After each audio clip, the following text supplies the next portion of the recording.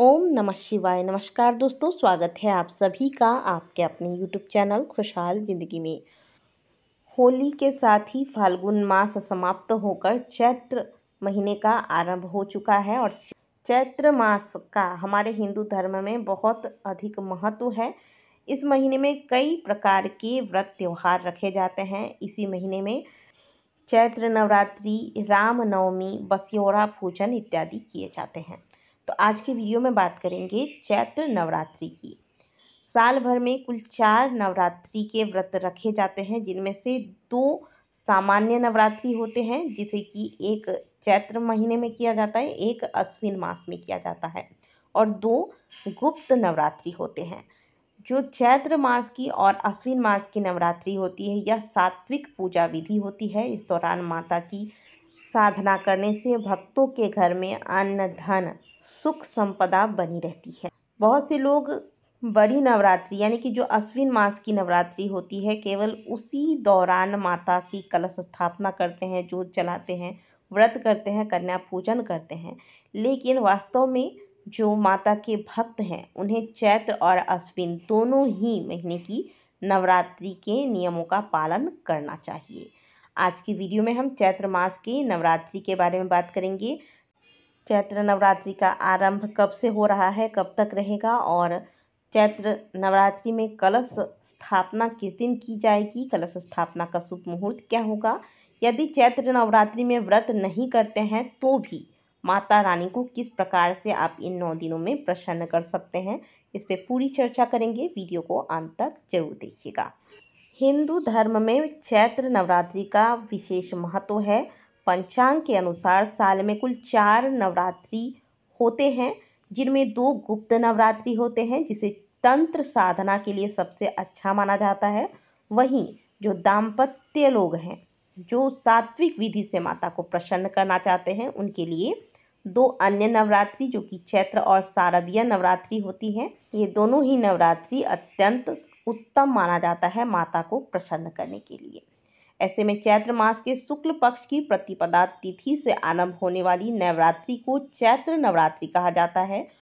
9 दिनों तक पड़ने वाली इस नवरात्रि में माता के 9 स्वरूपों की पूजा की जाती है। हालांकि साल 2025 में चैत्र नवरात्रि 9 नहीं बल्कि 8 दिनों का ही होने वाला है। इसकी शुरुआत कब होगी, चलिए आइए जानते हैं। हिंदू पंचांग के अनुसार चैत्र महीने के शुक्ल पक्ष की प्रतिपदा तिथि इस बार 23 मार्च को शाम 4:27 पर आरंभ होगी, जो कि 30 मार्च को दोपहर 12:49 तक रहेगा। ऐसे में चैत्र नवरात्रि का आरंभ 30 मार्च को होगा, क्योंकि 30 मार्च को उदया तिथि में प्रतिपदा की प्राप्ति हो रही है। तो नवरात्रि का कलश स्थापना 30 मार्च को किया जाएगा और नवरात्रि का समापन 7 अप्रैल को होगा। नवरात्रि में कलश स्थापना का विशेष महत्व होता है। कलश स्थापना के साथ ही नवरात्रि का आरंभ होता है।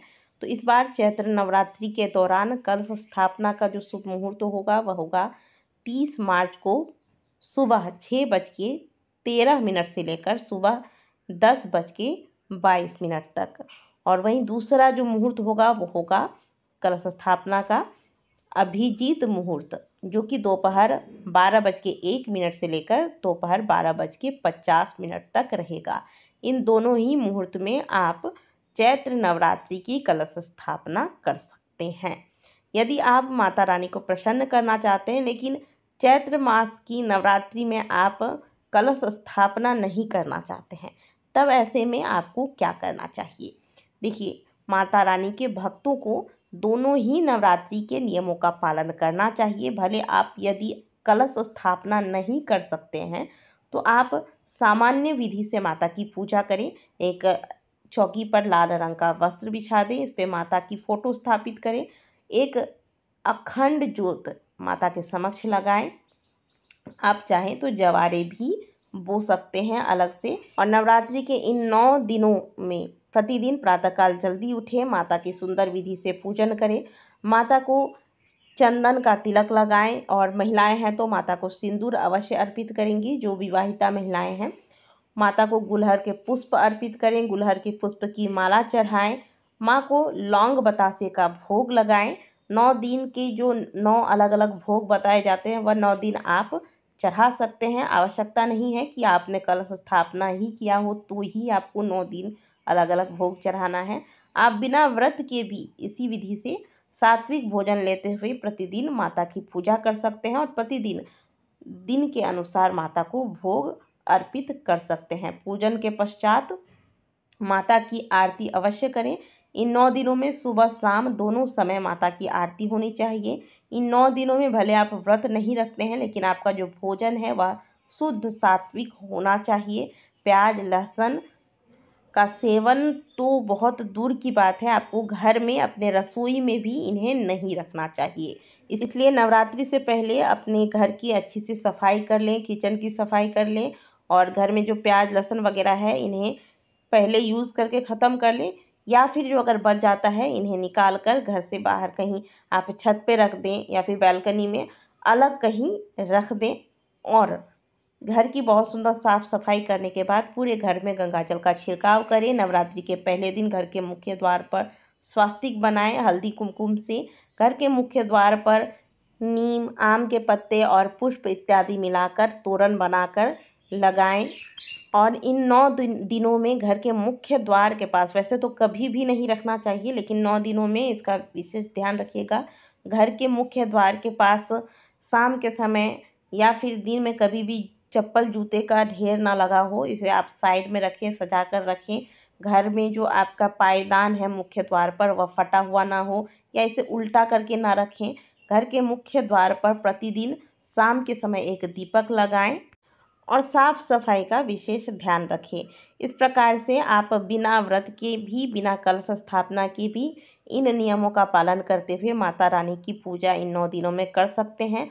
और जब नवमी तिथि आए तो हलवा पूरी चने का भोग माता को अर्पित करें और घर में आप 7 या 9 कन्याओं को आमंत्रित करके हलवा पूरी चने का प्रसाद खिलाएं, उन्हें कुछ दक्षिणा देकर घर से विदा करें। इतना करके भी आप बहुत ही सरल विधि से चैत्र नवरात्रि का फल प्राप्त कर सकते हैं। तो चैत्र नवरात्रि 30 मार्च से आरंभ होगी जो कि 7 अप्रैल तक रहेगी। आशा करते हैं कि आज की दी गई जानकारी आपको अच्छी लगी होगी। चैत्र नवरात्रि से संबंधित और भी जानकारियाँ आपको हमारे चैनल से प्राप्त होती रहेंगी। वीडियो अगर आपको अच्छी लगी है तो वीडियो को लाइक ज़रूर कीजिएगा और हमसे जुड़ने के लिए हमारे चैनल को सब्सक्राइब करना ना भूलें। मिलते हैं आपसे अगले वीडियो में, तब तक के लिए ओम नमः शिवाय, हर हर महादेव, जय माता दी।